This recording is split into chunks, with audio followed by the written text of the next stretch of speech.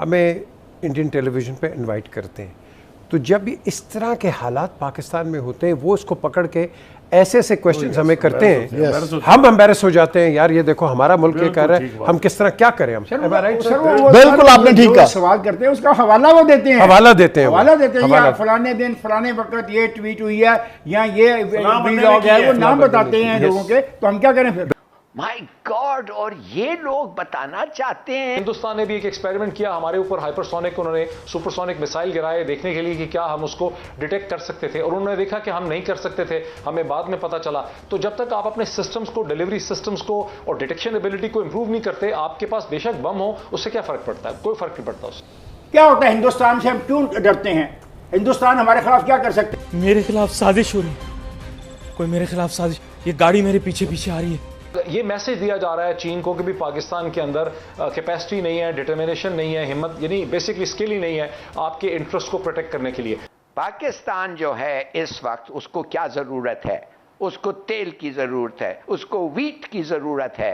Beggars can't be choosers, या हमने सारी उम्र कारी बन के रहना है? फायदा मैं बताऊं किसका होगा, ये होगा हिंदुस्तान का। वो अपने टेलीविज़न स्टेशंस पे मुझे, इफ्तिखार साहब को, बुखारी साहब को, जावेद साहब को, सबको बुला के, हाँ जी बताएं आपके तो मुल्क में ये हो रहा है, आप में मुल्क, आप क्या जवाब देंगे? हेलो फ्रेंड्स, जय हिंद। हिंदुस्तान स्पेशल में आपका स्वागत है दोस्तों। जैसा कि दोस्तों आपने क्लिप में देखा, पाकिस्तान में इस वक्त हर तरफ अफरा तफरी का माहौल है।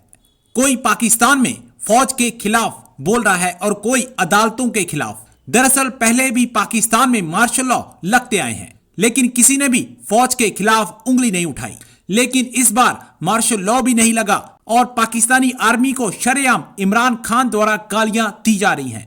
इमरान खान के सपोर्टर्स सोशल मीडिया पर फौज की ऐसी तैसी कर रहे हैं। पाकिस्तान मीडिया ये चर्चा कर रहा है कि भारतीय मीडिया हमें अपने यहां बुलाकर बहुत कठिन सवाल पूछ रहा है, जिनका हमारे पास कोई जवाब नहीं है, और वो अपने कठिन सवालों में हवाला भी हमारे लोगों का दे रहे हैं। पाकिस्तान इस वक्त अपने ही जाल में फंसता हुआ नजर आ रहा है। पाकिस्तानी आर्मी में भी बहुत बड़ी बगावत की खबरें हैं। कहा जा रहा है कि सारी आर्मी दो धड़ों में बंट गई है और इसका फायदा हिंदुस्तान को होने वाला है। सोशल मीडिया पे हर जगह जब एक बैनर पे कहा जाता है कि फ़ौज के ख़िलाफ़ बात ना करो, दूसरी तरफ हम देखते हैं कि फ़ौज के ख़िलाफ़ एक अंग्रेज़ी लफ्ज़ है इंसिनुएशन, वो डाल देते हैं, रूमर्स फैला देते हैं। और पर्टिकुलरली जनरल सायर के मुतालिक, who is the senior most lieutenant general in the army, 10 corps के, you know he heads it, आ गया जी कि रिज़ाइन कर गए हैं, ये हो गया। और फिर कई तो बड़े डेयरिंग हैं, यहाँ जी इस वजह से हुआ, उस वजह। Why don't we leave the army out? ISPR ने बड़ा क्लियरली कहा है कि भाई army has nothing to do with it. So इसका फ़ायदा किसको होगा? ना गवर्नमेंट को होगा, ना अपोजिशन को होगा, ना मैं समझता हूँ इंटरनली किसी का होगा। फ़ायदा मैं बताऊँ किसका होगा, ये होगा हिंदुस्तान का। वो अपने टेलीविज़न स्टेशंस पे मुझे, इफ्तिखार साहब को, बुखारी साहब को, जावेद साहब को, सबको बुला के, हाँ जी बताएं आपके तो मुल्क में ये हो रहा है, आप में मुल्क, आप क्या जवाब देंगे? तो यार कुछ खुदा के लिए सोच लो। फ़ौज को मत इन्वॉल्व करो, ना जुडिशरी को इन्वॉल्व करो, और दुनिया के तमाम इदारों के कान खड़े हो जाएंगे। ये क्या हुआ? वेल सेड, वेल अब सेड। देखें जो शख्स आने वाला है मतवक्का तौर पे, एक पता नहीं, एक नामालूम, मैं उसको जानता भी नहीं जिसने ट्वीट किया। एंड मैं रिक्वेस्ट करूंगा कि ऐसे तमाम टेलीफोन नंबर्स जहाँ से ऐसी ट्वीट की जा रही हैं जो मेरे मुल्क की सलामती के ख़िलाफ़ हैं। देखें पॉलिटिकल मुखालफत और होती है, वो अपनी जगह, वो और चीज़ है, लेकिन अगर आप फ़ौज के अदारे के बारे में ये कहें जी कि दो जनरल आपस में लड़ पड़े हैं, आप ये कहें कि जनाब ये जनरलों के दरमियान इख्तिलाफ राय पाया जा रहा है, और आप इस तरीके से ये बातें कर रहे हैं जिस तरह कि आप वहाँ पे उन मीटिंग्स में मौजूद हैं, इसकी इजाज़त नहीं हो सकती। और मैं पाकिस्तान के तमाम इदारों बशमूल military intelligence, the inter service intelligence, the FIA, the IB, the special branch and others अदारे जिनको मैं नहीं जानता, कि ये रिस्पॉन्सिबिलिटी है कि ऐसे लोगों को ट्रैक डाउन करें। ये हैं वो इंडिया के एजेंट, ये हैं वो भारत के एजेंट जो मेरे मुल्क की फ़ौज के बारे में वो बातें फैला रहे हैं जिनका हकीकत से कोई ताल्लुक नहीं। आप रात को किसी वक्त किसी स्पेस में चले जाएं PTI के, मैं आपको गारंटी से कह देता हूं उस स्पेस में क्या डिस्कशन हो रही है। आर्मी चीफ के बारे में डिस्कशन हो रही है, फौज के बारे में डिस्कशन हो रही है, टोटल इंडियन एजेंडे पे बात हो रही है। नहीं, I think here I will correct you, सिर्फ एक आदमी को सिंगल आउट किया जा रहा है, सिंगल आउट करने के, दिस इज रॉन्ग। हमें इंडियन टेलीविज़न पे इनवाइट करते हैं।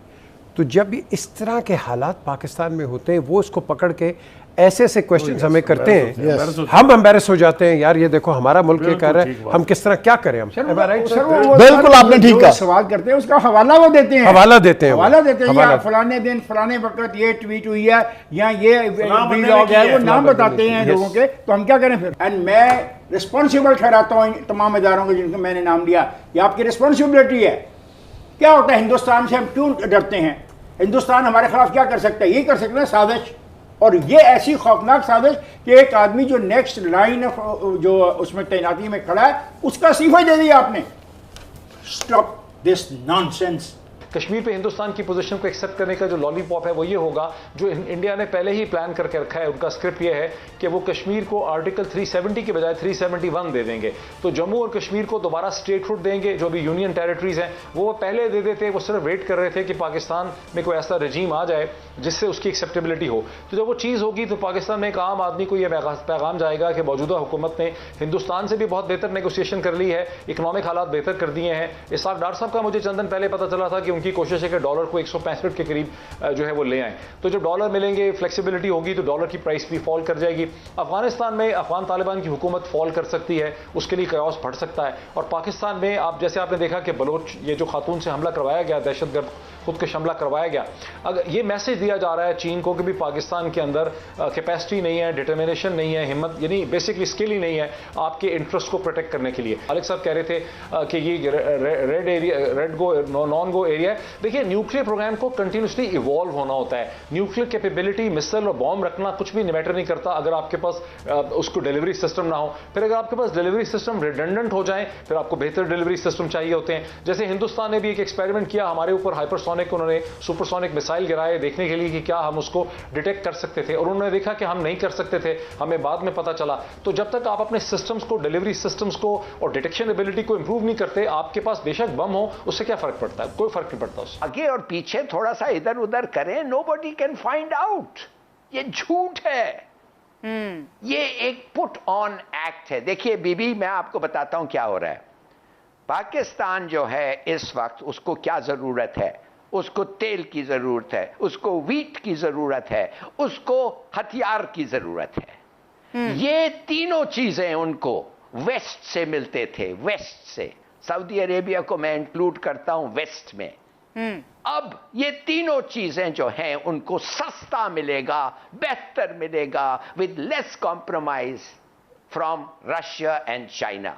एक्चुअली बात ये है। और साथ साथ आप सीपेक मिला लें। आप समझ गए? हमारा पूरी इंटरेस्ट, नेशनल इंटरेस्ट रीओरिएंट हो रहा है।